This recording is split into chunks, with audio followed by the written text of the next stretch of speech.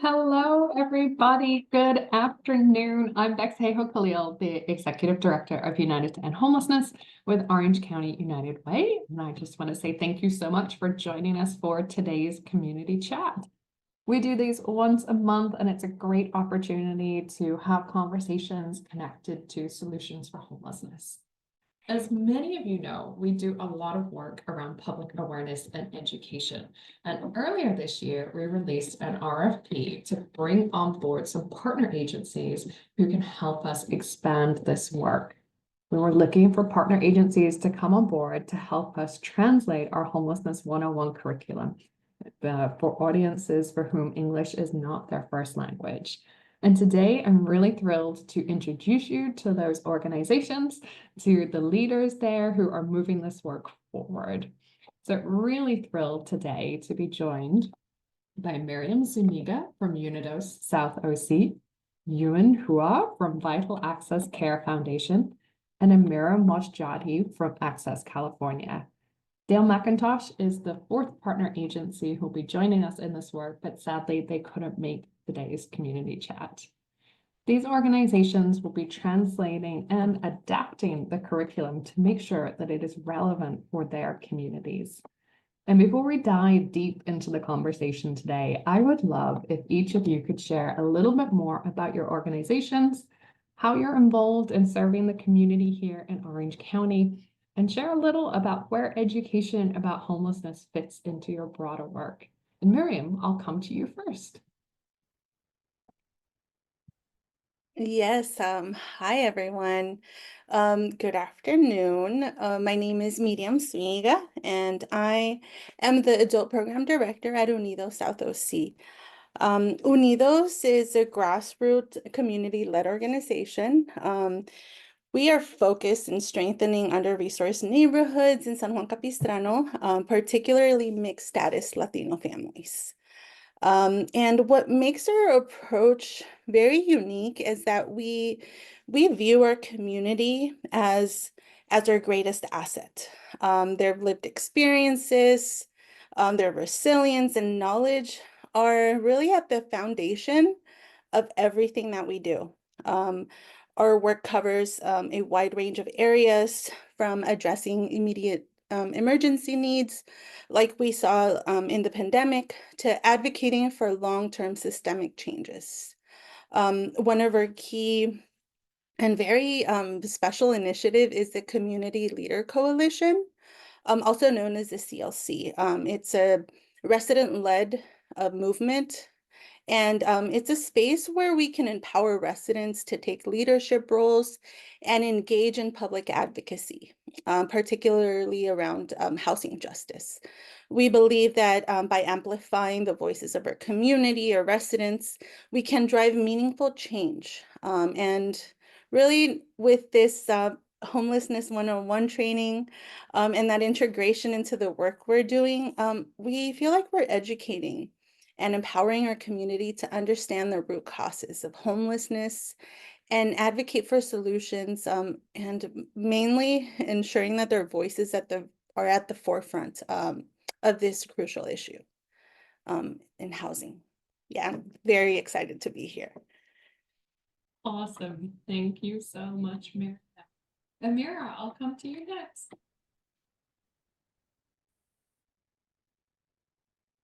Hi, good morning. Good afternoon, everyone.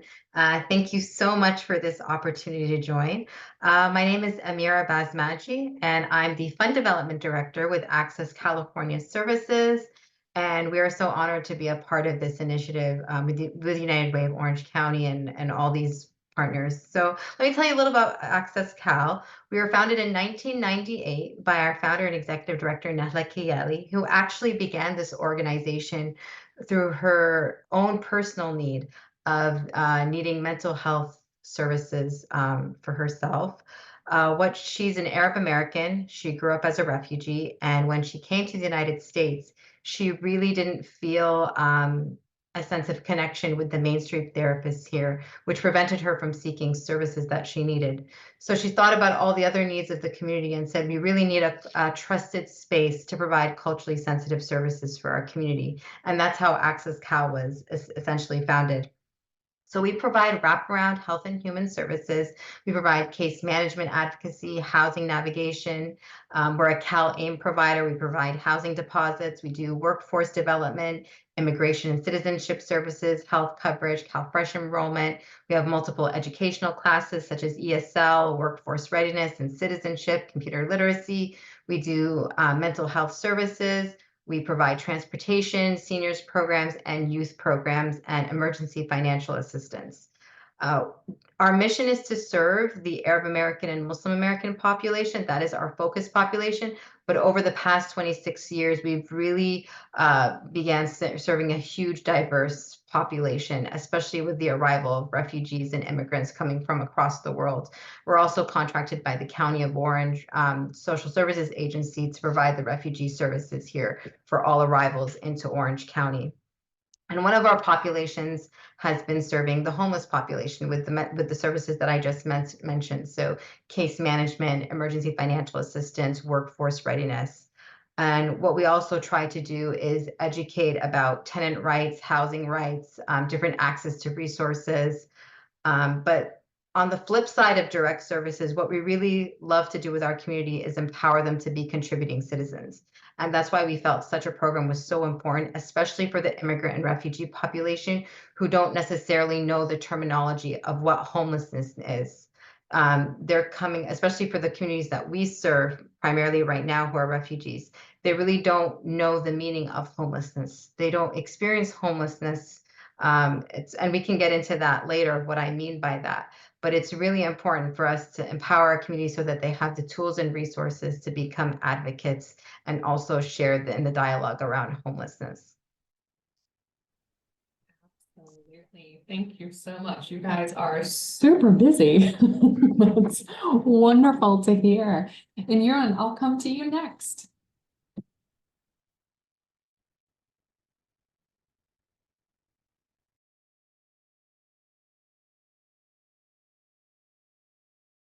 Oh, it looks like we can see you, but we can't hear you. So I'm not sure what's happening with your mic right now.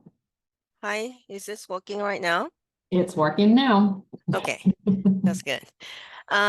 So first, thank you very much for having VACF and having me here today at the event. My name is Dung. I am the director of program from the Vital Access Care Foundation, which is known as VACF. We were founded in 1998. I just found that we and Access were founded in the same year. So we kind of, the two organizations were about the same age, which is one of the interesting facts I learned today. We are also a grassroots nonprofit organization. We were founded by a group of local physicians and cancer survivors to address the need for cancer resources and to address cancer as the top cause of mortality in the Vietnamese community.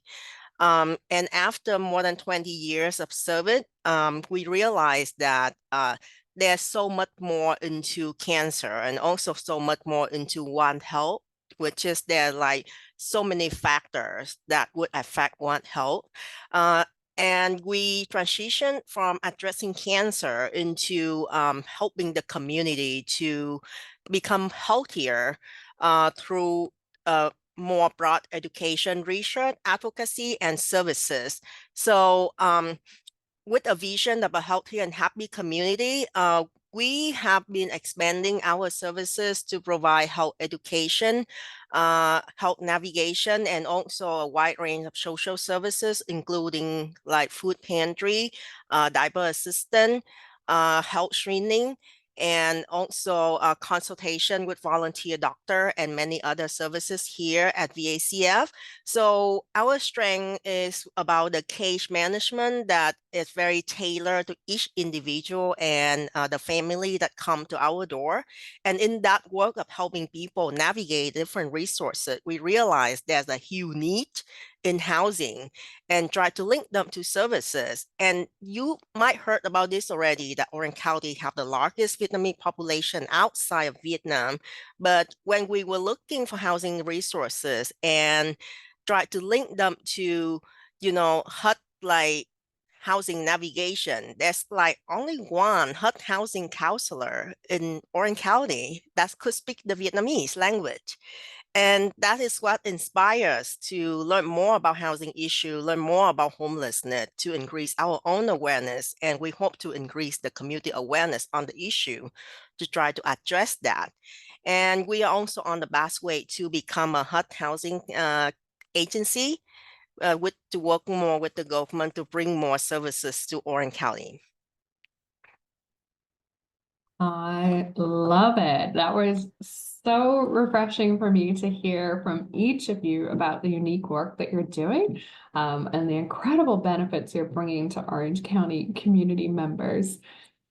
So I'm going to switch our gears a little bit, and we will start talking about homelessness. We will start talking about the translation project and those kinds of things.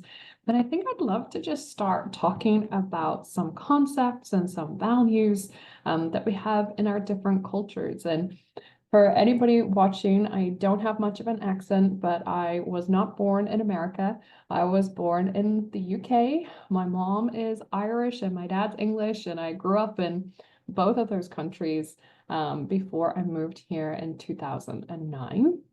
And as I've sort of reflect back, and I've witnessed home sort of having different values attached to it, and the place of home being used differently in Orange County versus sort of how it was utilized back in the UK and Ireland. I also know that homelessness has been sort of viewed differently culturally in the countries that I grew up in and the cultures that I grew up in than it is here in Orange County. And so just thought this would be kind of a helpful place to start, and maybe sort of beginning that around home. And I know that one of the things that was completely normal back in the UK and Ireland was if people came to visit us, they stayed in our house, they stayed with us. So-and-so was coming to town, and so you either set up the guest bedroom, or kids, we got kicked out of our bed so that somebody could, the visiting adult would have our bed. You put them up on the couch. There was such a welcome in to home. And I've noticed that here that's not always the case, and that there's use of hotels a lot more. And sort of in Orange County, there's not always that extension of your home to sort of either your family, community, contacts, acquaintances. There's not always quite that welcoming, or that, not welcoming, that's not the right word I'm looking for, but that utilization of your space. And so that was something that always has sort of been a bit of an eye-opener for me, and just some differences between the cultural backgrounds. So I'd love to hear from each of you, and I don't know who wants to jump in first here. When we're thinking about home and housing, is there anything in there that you think is interesting to dig into together? Bex, I can start if that's okay. Yes, please. And I actually want to piggyback off of you, because that was something that we were going to speak to from the Access Cal perspective, and the refugees and immigrants we work with. And I think the biggest thing is that back home, we don't understand what homelessness is, because again, we have, no matter what happens, there's a cousin, an aunt, someone who can take us in. And I remember, watching some sort of Law and Order episode with my mom, and it was about a homeless person on the street. Had to do with that story. And then she started tearing up, and she's like, we don't see this in our homes, like, given all the things we hear on the news, but homelessness is just not in their vocabulary. They don't understand what that is, because there's always someone to take you into their homes. No matter what the family is going through, whether it's for a small period of time or a long period of time. So that's also when and I know this is a little step further, but even when we were developing when we were adapting this curriculum for our community, we had to look back and think, well, they don't understand what homelessness is here. But what we're having to do now is that what we're facing is now our refugee population is coming in, and they want a sense of belonging. They want a sense of home. To them, home is stability. So now they're just scared of, either in a situation where they don't have anybody. So now they're resorting to temporary motels, or they can't afford to keep up with the rent. Job security is an issue. So right now, as they enter, it's just they really need that home as a proof of their stability and belonging to the new country that they're in, because this is something they're not familiar with. Oh, that's so powerful. Thank you so much for jumping in and getting us started. Yeah, I just want to elaborate on that a little bit because it's very similar in the Vietnamese culture. That's kind of sharing between family. And there is a very strong expectation that family members should take care of one another, especially during the hardship time. So it is common for you would have someone to take you in like that. And it's just so different in America here, that concept and how it's like it's not common for people to stay in each other home. And with the cultural value, because in the Vietnamese they are saying about an cư lạc nghiệp, cưới vợ sinh con. Translated is mean that you like have to settling down, establishing a career, getting married, and then having children. That is like a traditional life goal or milestone. But coming here as immigrant and refugee, things doesn't happen that way. It's like a circle of things. All those things mix up together. And the concept of homelessness is something very new that they are not familiar with. And it's have a stigma to come with it too, because if you don't have a stable place to live, it's just meaning that you are a failure. You are not successful. And all those things make, the community might overlook the issue. And if you don't have the awareness about the issue and you don't acknowledge it, then it's really hard to address it. Yeah, I would add to everybody's comments on that.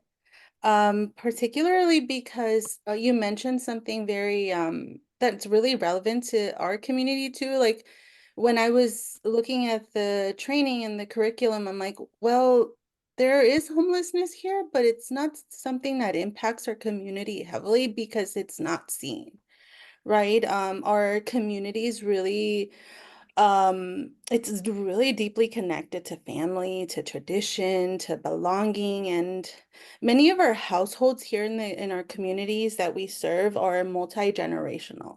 You'll have grandpas, moms, siblings, cousins living in one home because of the cost of housing, right? Families opt to live together. So here in our community, home is really seen as a place of safety, support, connection, and where families can really come together, and really pass down those traditions, and where people can really feel rooted. For many of our neighbors, this space where really they can raise healthy children and have families grow up to thrive, and really just fostering that sense of community and security. So much, and it was really interesting to hear the commonalities across and from each of you, just kind of sharing that value for how home is seen as that place to gather and include, and not somewhere that you would exclude people from. So that really stood out to me as each of you were sharing. And I know some of you sort of started to talk a little bit about this, so let's dig in a little bit deeper. When it comes to your community and perhaps some struggles that they might be facing for accessing housing, and that sense of belonging, I'd love to hear a little bit from each of your perspectives. What does that look like? I can start. So to speak more from the refugee perspective, I would say what we're seeing our own clients really experience when it's quite sad. There's a lot of discrimination that we're experiencing from landlords.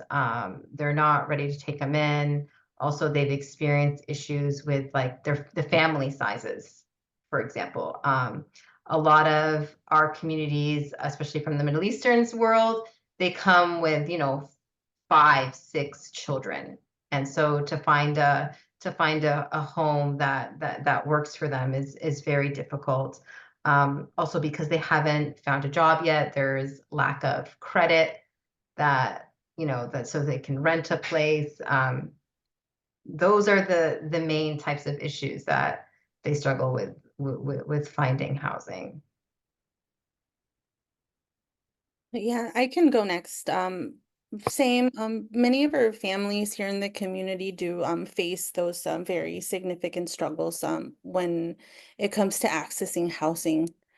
Um, One of them is like the language barriers. I now working with the community and trying to connect them to resources or even applying for resources is a huge deal. Like everything's in English and that language access is always a barrier. Also, like the legal status of the mixed status families, the rising cost of housing, the living conditions. We deal with a very negligent HOA and families struggle to people are like living in very bad conditions with mold, just repairs not being done in the house, and when those repairs are being asked to be fixed, the rent is being increased. So many people opt to ask for those things to be repaired, and it becomes a bigger issue, and there's health issues on that too. And of course, that severe shortage of affordable housing, low paying jobs, also the political climate that's here in our city, a lot of NIMBYism, a lot of misconception of who our community is. Um, but yeah, those are some of the challenges that our community faces. I think it's very similar in the way of the language barrier and also the cultural differences when the community come here and start to living here. And these struggle can be particularly pronounced for the low income and the newly arrived immigrant. Um, it's, is it's about, the knowledge about the finance as well, because like building credit and taking a loan, a mortgage and things like that is not something that is like popular in the home culture in Vietnam as well. And coming over here, start a new life, try to learn about understanding the housing right, navigating all the rental agreement or access resources like housing assistance program. There's a lot of misunderstanding with landlord and um, due to their restrained income as well. They don't have much option. And we have seen cases that there's like many cases in the community that between the landlord and the renter, there is like no agreement, no protection, and they don't understand that that's the thing. And also it's because of the culture difference. Like for many of us that would try to avoid whatever legal issue as much as possible, because that is something that it could become like, shameful. And so they overlook those items, and there is a need for more knowledge and more culturally appropriate in language services in the community to get them to the point to know more so they could act more on the issue. Bex, I don't know if I could add something quickly to what I was saying before. Back to more of like housing affordability is such a barrier here for our community. And I just wanted to point out, in case many of us don't know this, but when a refugee adult comes to this county, they only get $700 a month.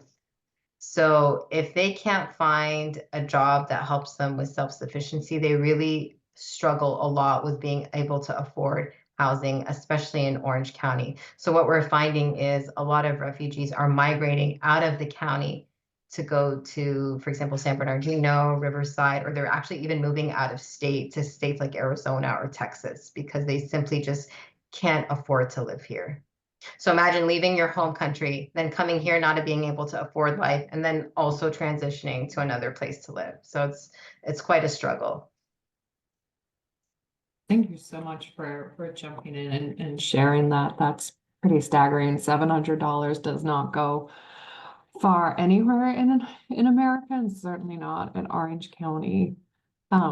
We had a question that came in the Q&A that I'm going to kind of pull out of the Q&A and bring over into our discussion. So thank you, Nadia, for popping that in the chat box. And so the question was just talking about how, as some of you had referenced, like homelessness is not necessarily something that that happened in sort of country of origin. And so the question was asking around the need for empathy and compassion, but that there can be a lot of stigma attached to homelessness, perhaps in some of your cultural backgrounds. And so I was curious if you could kind of share a little bit about that, as there sort of being adaptations here in Orange County and encountering homelessness and sort of what that how that has gone, if there are any sort of stigmas attached to that. I think you've been mentioning, some just misunderstandings or misperceptions about things. So would love to see if anybody wants to chime in and chat a little bit about that. Yeah, I can chime in. For our Latino Spanish-speaking community, there is a huge stigma surrounding homelessness. Many people don't openly discuss their struggles, and it's mainly because of like, well, what are they gonna say? Like, you know, I I can't like show that I'm homeless. Like, no, like I'm not gonna go ask for any type of resource because that becomes public charge. If I ever want to get a legal status, is that gonna affect me? Is that gonna affect my kids? A lot of misinformation where people think if I reach out for help, this is gonna affect my children in the future. And there's a strong sense of that responsibility towards family, and community. So luckily people do go out of their way and help each other. But now with s- coming together and learning about homelessness and the issue of homelessness, we are slowly we're really recognizing that this is a societal issue and not an individual failure, where many folks think that's what it is. So yeah, our community really values dignity and is often reluctant to ask for help. So I think this is why it's even more important to approach homelessness education with compassion and cultural relevance. We really want to ensure people feel safe, supported, and empowered to seek the help they need. Yeah. It's in the Vietnamese culture, like I shared, there's a huge stigma, and we know about that. And the concept of losing face is very significant. And homelessness can be seen as the reflection of personal failure or the lack of family support. And another factor that contribute to is that many of us here, we are familiar with the issue. We know that homelessness is very tied to mental health. And mental health issue in our culture is just like a taboo that you don't talk about it. Conditions such as like depression or anxiety, or it's maybe viewed as less legitimate than physical health problem and more severe mental health problem. There's no word to really say mental health problem in our culture. It turned out it's become like crazy, uh, you know, and this affect how homelessness related to mental health is understood and how it should be addressed in the community too as well. And I think what I hear from Miriam and also Ameera is that when people come out of their way to try to help others, that is how the story is being told, and that's how is raise the awareness. And like I could share, like in our community lately, in the recent year, the issue has become a little more aware, because there's a particular case of a singer that's were very well known in the community. Now she homeless on the street in Bosa, Little Saigon area. And many of the other artists well known in the community here try to help to house her. But it is hard because she's dealing with mental health issue and she doesn't want to be housed. And as that story was spread within the community, people could have more understanding of it and could feel more empathy. And it raised awareness not just on homelessness, but also on mental health issue. And it need to come like hand on hand like that. Yeah, I think I want to try and attempt to answer this in two ways. The first thing is I definitely agree with my partners here that there definitely is a stigma with being at risk of homeless or homelessness. We come from a very proud culture, and we don't want to put ourselves in a situation where we feel embarrassed or we feel we haven't done everything we can to avoid this. And one thing I also want to touch on is that as much as our communities struggle to find secure housing, without a doubt, with any new family that arrives, there's somehow someone in the community who comes to, for example, Access and says, hey, I just found out this family arrived. They're really struggling with rental assistance. I want to donate, or how can we help this family? So there's always that collective effort to support these families who are coming in through financial assistance. So I wanted to put that out there as well, just to do our very best as a community to prevent homelessness.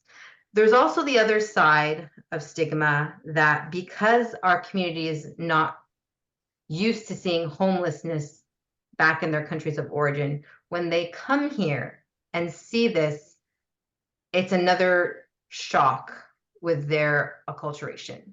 They don't understand, like they'll ask questions, very basic, like, where is this person's family? Does this person not have children who can take this person in? You know, where is the community who's not, who's not able to support this person? Why can't this person find a job and find housing? So, which is why this program is so important, because we really need to educate our population on how to be advocates about this, how to take steps to stop homelessness, to be at the table and share their input.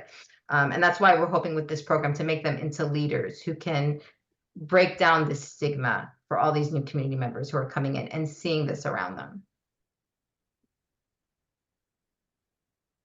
I love that, empowering people to be community leaders. And I think there's even something around having this conversation about how well, sorry, let me start that train of thought again. I think people here are so used to seeing homelessness and homelessness being a part of just sort of what's viewed as like normal life. Like it's sort of taken for granted that homelessness is a thing that exists. And so to have that reminder of actually, no, there are many places around the world where homelessness actually isn't a thing that's normal. In certain places in the world, certain cultures, and we know that other communities around the world have done like an amazing job where they did have a homelessness crisis and they've been able to resolve it. For anybody watching, Finland is an amazing example of that. There's a great documentary that's been done by Invisible People. It's called How Finland Solved Homelessness. The team will probably drop a link to that in the chat box for anybody who hasn't seen it. So we know that homelessness isn't something that has to be normal. And yeah, so thank you for that kind of just that reminder from a different angle and a different sort of lens on that. And you've touched on this already, but as you're getting ready to deploy these curriculums, and I know there's been these great conversations around how to adapt it to your audiences, Is there anything sort of unique that maybe you haven't spoken about so far that were working your way through and really kind of thinking for our community, this is a way we really need to change up the curriculum. Would love to hear kind of what that process has been like. I can jump in. To me, really looking through the curriculum and the training, I don't know if it was a surprise or just a like aha moment, where I was watching the trainings and noticed that it's multiple folks, giving the training and like, okay, this is gonna be interesting. So I realized the importance of involving the community members who are already demonstrating that strong leadership within the process of Unidos and with this. I feel like that was a huge like aha moment. Like I have folks who are already sharing their lived experiences, who are bringing their expertise and adding a great value to the work we're doing, and now can offer that value to the training and really also build um, additional capacities, to the leaders in our community, and really also adding, to and reinforcing, what we think is our greatest asset, the people we work with and we serve. Just quickly, I want to share, Unidos is a fairly young organization. We've been in the community for 7 years, and I became involved in Unidos 3 years ago, as of a little more than 3 years ago, as a volunteer. Um, Really just trying to dip my toes into what was happening and to realize that our community is still facing and struggling with things that I was struggling with as a kid really hit me. Because as we grow up, as we become adults and get a job and become stable, we think those issues are gone. They're gone from our lives, but in reality, not from the community. Um, so when I saw that youth and kids were facing those same struggles that I did, I was like, no, I have to do more about this. And I really feel that that's kind of my realization with this, like really bringing in our community members to be part of this training. But yeah, that's my thought on that.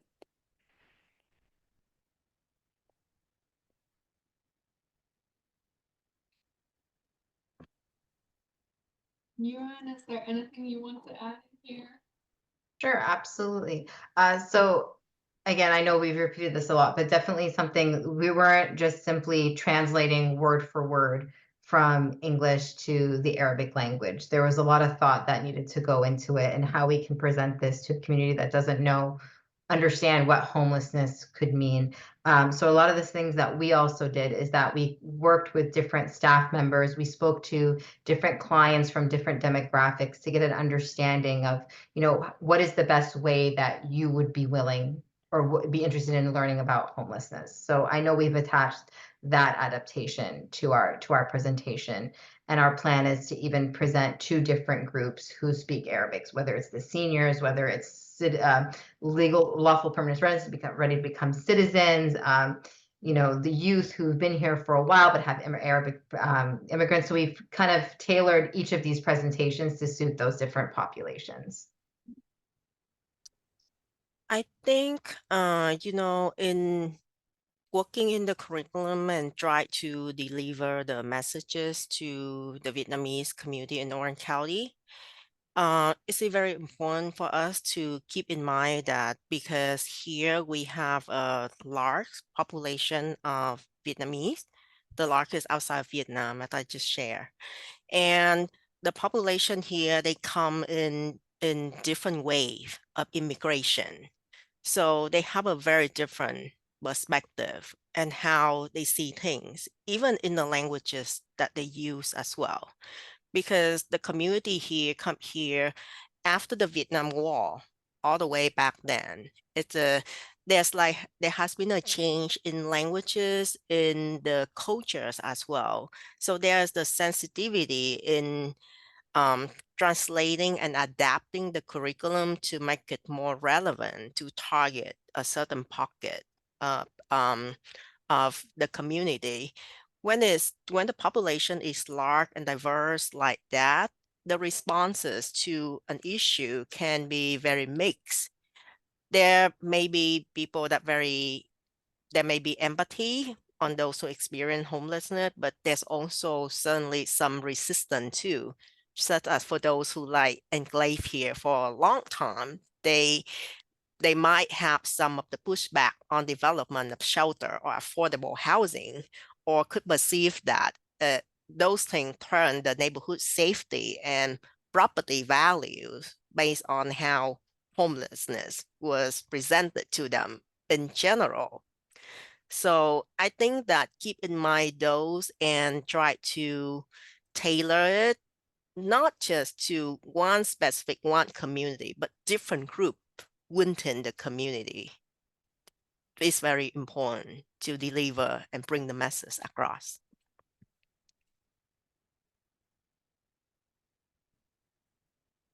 Is you being kind of prepping for this, was there anything from the curriculum or as you were thinking about the adaptation that really surprised you? That kind of caught you like, oh, I didn't know that, or how are we going to approach this piece of it?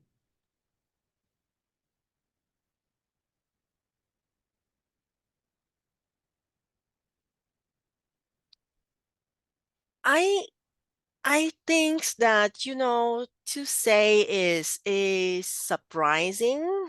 I would say that we do know about the stigma of the issue in the community already. Maybe what we did not really expect is how deep it is of the stigma in the community, and it might be more intense than what we anticipated before we start the work, because the cultural values of emphasizing success, self-reliance, and family honors is lead to a very strong sense of shame to talk about homelessness and make it more difficult for those who need the help to come forward, to look for help, and for family to acknowledge when, they know their loved one who are struggle. So I think that is the part that maybe is, as we do more of the work, we get to know more of the view from the community. That is something that we learn.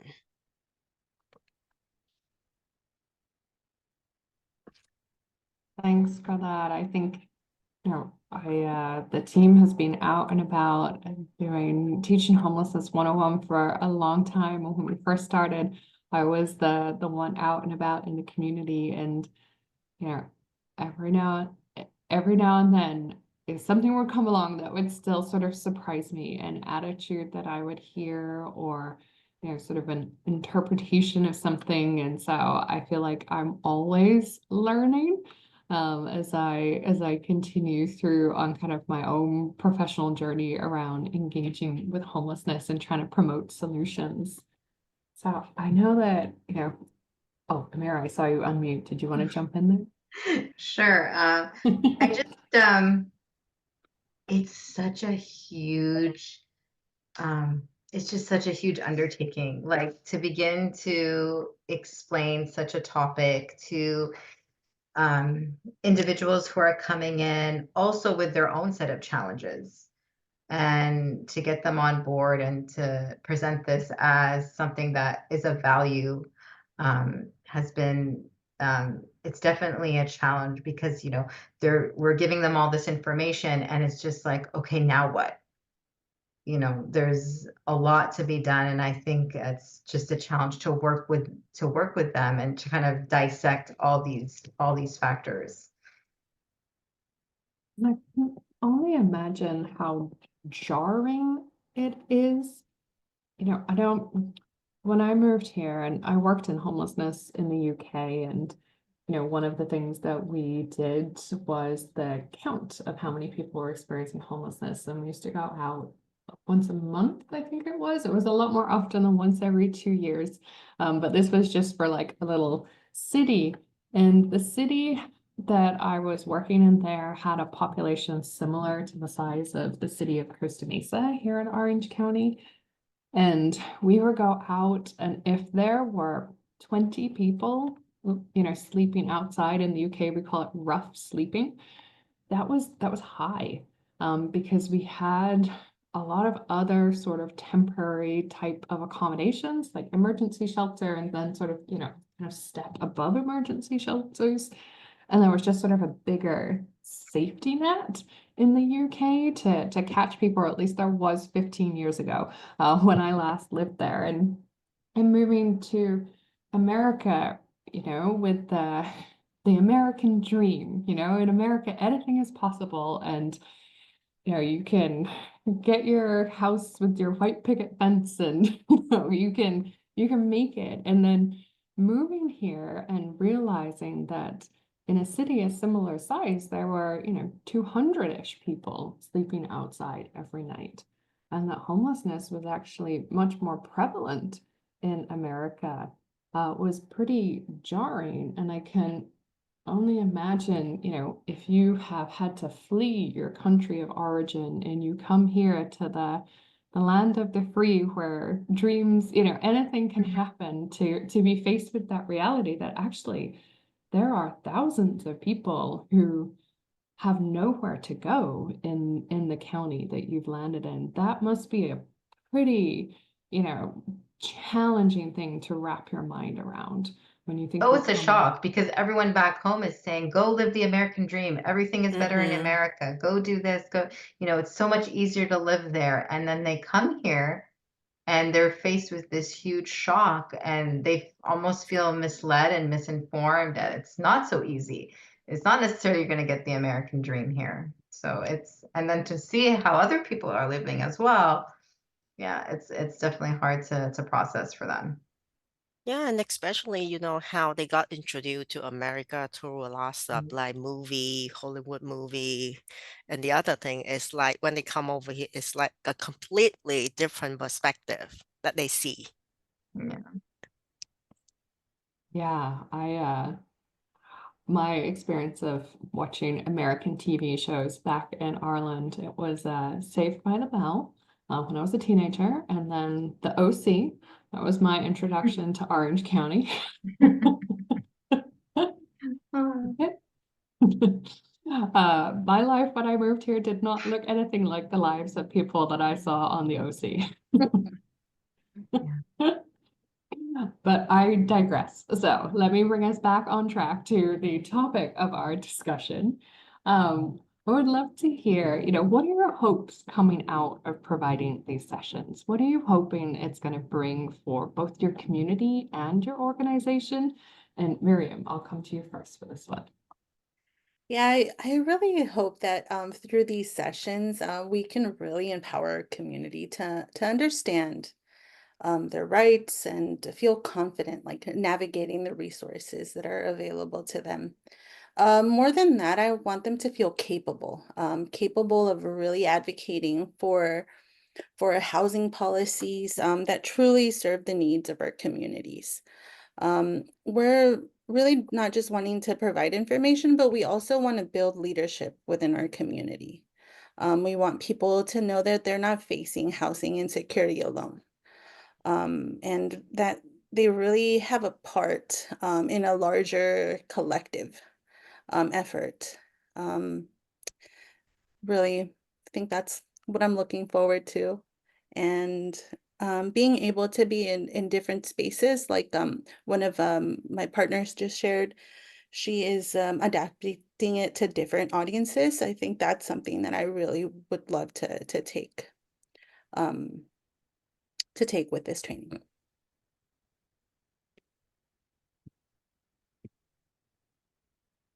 I'm in agreement with Miriam 100%. Actually, I just before I attended this panel, I was in an advocacy training, an advocacy one-on-one, and how to become an advocate. And one of the things that the trainer was saying is that it's important to be a voice for your community, but it's also important to be there for other needs of your community members. So while maybe our community is not necessarily facing homelessness, but at least be there to support other communities. Show your elected officials, your neighbors, that you're also invested in their causes. And that's something that really resonated with me. And to be part of this collective effort, to be really engaged, contributing citizens, not just for their own needs, but for the needs of the entire county. And I think what Miriam said, we really, it's one thing for us to provide direct services to our community, but it's another thing to empower them with education and with the tools to become leaders in this community. That's very important for us, to really be at the table, to talk about homelessness, to educate their peers in their community. So for the new refugees or immigrants who are coming in, they can be that support to them, to lead the message forward. Yeah, I'd like to add something very quickly. When you say folks not just advocating for their needs, but for the needs of their neighbors, of their community, I have the privilege to work alongside mainly moms who are really stepping up and being the voice to their communities. I have a neighbor her name's Lucia, and through like getting involved with advocacy, they are not only advocating for housing now, they're also advocating in other spaces. There is a low school transportation from our neighborhood to one of our local high schools, and she goes into one of the board meetings for the CUSD and she says, "I'm here to advocate for my neighbor." She straight out said that. But when we stepped aside, she's like, "Miriam, Diego doesn't even need a bus pass. Like, I'm not facing any challenges with school transportation, but my neighbor is, and she's working and she can't come." So to see how that is building beyond housing and with other spaces, I that's like, to me, it's like I just get chills thinking about it. And to see how far our community is going with the collective power they're building. Thank you for sharing that. And, I totally agree with everything that you say, especially for the advocacy piece. That is really important. And that is a hard work to do. And it's the work that you do and you don't see a result. And it's like a quick turnaround time. It's like take time and effort to get to the point where we need to make the change. And, to build that momentum for advocating for policy changes that could address the issue, it's very important that we hope from this we could, through the education, we could framing the homelessness to the community for them to see that it's not individual problem, but it's a broader social issue. And there's other people experience that same thing. It's a system issue. It's not one individual issue because that person lazy, didn't want to work, so they homeless. It's not. It's a system issue. And by that, it can encourage a community-wide effort to support those individuals, to making it to become a shared mission rather than, stigmatize the topic. And that could also help to reduce the feeling of shame and make it easier for those family and individual that in need would come out, would get the resources, would get the help that they need. And together like that, we could build a stronger community together. Yes, yes, yes. I was getting really fired up listening to all of your answers there. It was a good job I was on mute because I was verbally like going, yay! I know we have 4 minutes left. So my last question, you're gonna get like 30 to 45 seconds each to answer it. If somebody wants to get involved in your organization, they were inspired by listening to you today, how do they learn more about how to do that? Ameera, I'll come to you first. Well, we love that question. Thank you. Follow us on social media. We're very active on our Facebook and Instagram and our X platforms. We send out a monthly newsletter. Please feel free to visit our website. Thank you, Michael, for sharing that, www.accesscal.org. We have a link to our newsletter that we send out monthly if you want to volunteer for an event. We're always looking for volunteers, both inside the office, and we have special projects all the time. Our director of the board. We have partnerships with different universities where interns come in and do their hours, for example, for mental health or for human services, immigration, law. Really, we're open to any kind of support. We greatly value it. Thank you. Miriam. Yeah, we always at Unidos welcome people who want to get involved. Most of our work is done through our resident volunteerism, but also our partners who come and volunteer in our other programs that we have with Homework Club, Youth Group, with the Community Leader Coalition. We're always looking for people to that have expertise in law. Now that we're working with our HOA stuff, any type of resource. Also check us out on our website. I know Michael put it on the chat. Also check out our Facebook and Instagram. We're also very active in posting our work there constantly. But yeah, we're here and I'm very excited. Thank you so much for having me today and for giving me that opportunity to share our work. I'm deeply inspired by all of you and very excited to see what comes out of this and just ask that you all keep engaged and really recognize the power of a community. Thank you so much. Yeah. What about you? You know, to get involved, I would say that I take advantage from my peer panelists, everything that they say. Check us out. And I believe that if you really want to get involved, you will find a way to get involved. And besides, you know, checking out VACF, make a donation if you could of your time, financial, or only one small thing that I ask you to do is to watch out for your family, for your neighbor, for the people around you, to see if is there anyone who are struggling and or who would like to learn more or need to know about the matter and need help with these services, and send them our way so we could provide the support, we could get them engaged, and we could help them. And I think that is that one thing that every one of us could do for one another.